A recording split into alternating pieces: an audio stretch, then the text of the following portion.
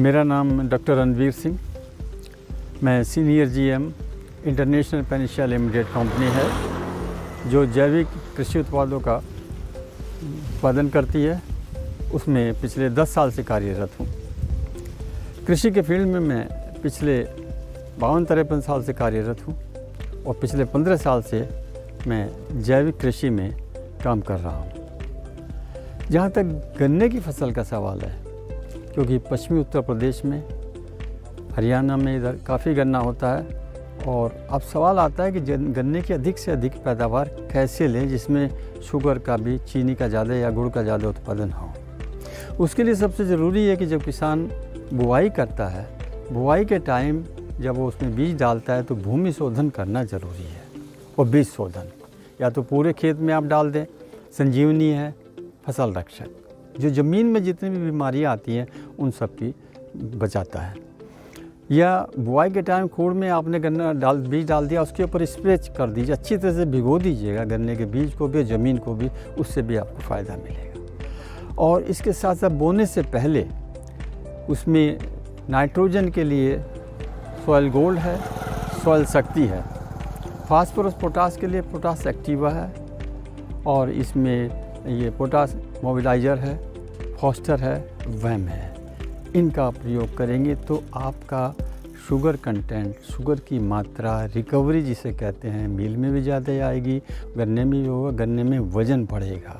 यदि आप संतुलित मात्रा में प्रयोग करेंगे तो उसमें जो फिक्स्ड ज़मीन में फास्फोरस और पोटास की मात्रा जो फिक्स्ड हो जाती है, जो किसान डीएपी डालता है या एमओपी डालता है, सुपर फॉस्फेट डालता है, वो आधा करीब यूज़ होता है, आधा बेकार चला जाता है, फिक्स्ड हो जाता है। उसको घुलनशील बनाने के लिए, ताकि पौधों को उपलब्ध हो सके, उसके लिए बुआई से पहले फॉस्टर ज़रूर डालें, वैम का प्रयोग करें और पोटास एक्टिवा का प्रयोग करें तो गन्ना मोटा होगा, वज़नदार होगा और उसमें शुगर की रिकवरी अच्छी आएगी। तब आप एक अच्छी पैदावार ले सकते हैं।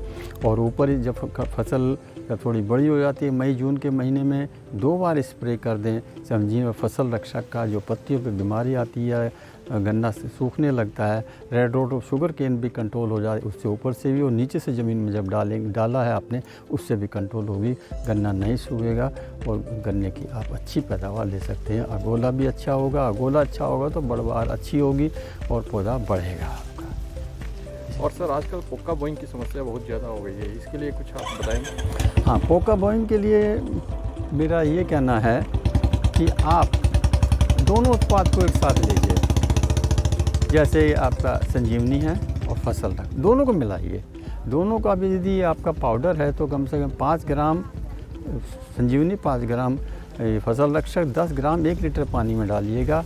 15 लीटर की है तो उसमें ये 75 ग्राम हो, 75 ग्राम दोनों मिला करके आप 2 स्प्रे कर दिए 8 दिन के ऊपर, तो आपका पोका है। जैसे ही आपको डाउट हो पोका आ रहा है, तुरंत आप स्प्रे कीजिए, 8 दिन बाद फिर एक स्प्रे कीजिएगा, आपका पोका कंट्रोल हो जाएगा। और इस तरह के रिजल्ट हमने देखा है कि पूरी उत्तर प्रदेश में बड़े अच्छे रिजल्ट किसानों के यहाँ हैं। बहुत भयंकर बीमारी है, इससे जो रेड रोट शुगर केन भी होता जा रहा है, गन्ना सूखने लगता है, जो कभी अब से करीब 40 साल 50 साल पहले CO 312 बोते थे, वो ख़त्म हो गया था, बहुत अच्छा गन्ना था, तो वो ऐसी हालत नहीं आएगी। धन्यवाद सर। Thank you.